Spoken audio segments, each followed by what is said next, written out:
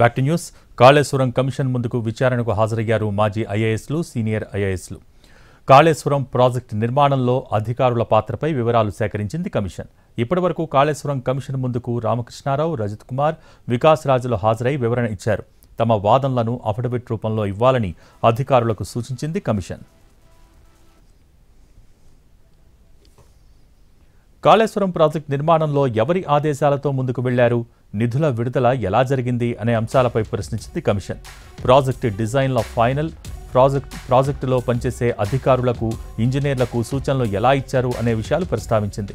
కాళేశ్వరం ప్రారంభం నుంచి ప్రాజెక్టుకు సంబంధం ఉన్న ఐఏఎస్ల నుంచి మరింత సమాచారం తెలుసుకోనుంది కమిషన్. ఆన్లైన్లో కమిషన్ ముందుకు స్మితా సబర్వాల్, సోమేష్ కుమార్ హాజరయ్యారు.